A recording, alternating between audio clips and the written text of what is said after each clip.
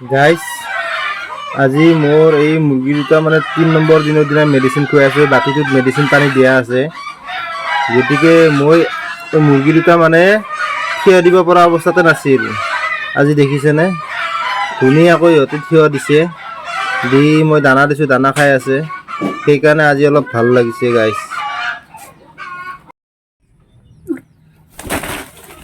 Guys আমাৰ এই মুৰ্গী দুটা অলৰেডি ভাল পালে, এইটো পুৰা সুস্থ সবল হৈ উঠিছে।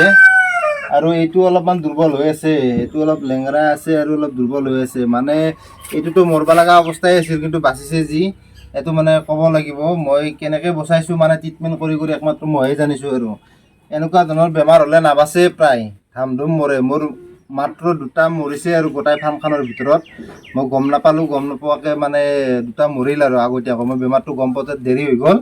কিন্তু এতিয়া আমি কি কৰিম, এইটো এতিয়া ফাৰ্মত এৰি দিম। ইয়াক এতিয়া এৰি নিদিওঁ, ইয়াক পাছত দিম, কিন্তু এইটো এৰি দিম আমি।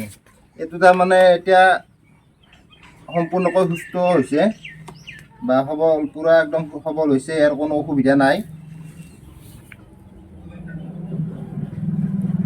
কিন্তু ফাৰ্মত যদি আপোনাৰ এনেকুৱা ধৰণৰ বেমাৰ আহে, একদম সাৱধান হ'ব। তাৰমানে আগতীয়াকৈ যদি গম নাপায় মানে মৰি শেষ হৈ যাব, এটাও নাবাচিব একদম। মোৰ দুটা মৰ্টেলিটি হৈছে, কিন্তু সেই দুটা প্ৰথমটো মৰ্টেলিটি হয়তো মই গমেই পোৱা নাই। ছেকেণ্ডটো মৰ্টেলিটি হোৱাৰ পাছতহে মই তাৰমানে বেমাৰটোৰ বিষয়ে অলপ গম পালোঁ। যদি সেইখিনিও মোৰ আৰু অকণমান লেট হৈ গ'ল হয়, আৰু বহুতকেইটা মৰি গ'ল হয়, তাৰমানে মৰ্টেলিটিটো বাঢ়ি গ'ল হয়।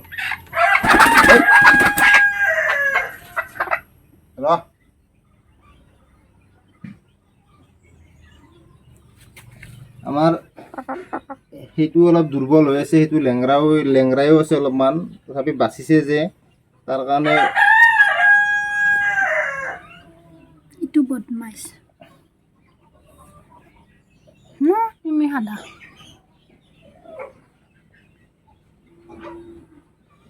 এতিয়া এইটো আমি এক ল'লোঁ, এইটো আমি এতিয়া ফাৰ্মত এৰি দিম বাকী মুৰ্গীবিলাকৰ লগত। গাইছ আমি এতিয়া ইয়াতে এৰি দিওঁ, আৰু একদম সম্পূৰ্ণ সুস্থ হৈছে, একদম সুস্থ আৰু সবল হৈছে। আৰু বাকী মোৰ এই যিখিনি আছে, এই গোটেইখিনিক মই ধুনীয়াকৈ তাৰমানে মেডিচিন চেডিচিন দি সিহঁতক মানে ৰিকভাৰ কৰিছোঁ। এইকেইটাও মানে দানা খোৱা কমাই দিছিলোঁ অলৰেডি, কিন্তু গোটেইখিনি মই ৰিকভাৰ কৰি ল'লোঁ আৰু মেডিচিন খুৱাই। এতিয়া দেখিছে গোটেইখিনি মোৰ সুস্থ আছে। গতিকে এনেকুৱা ধৰণৰ যদি বেমাৰ আহে, তাৰ আগতে সাৱধান হ'ব। একদম যদি মেইনটেইন কৰিব নোৱাৰে, এটাও বচাব নোৱাৰিব।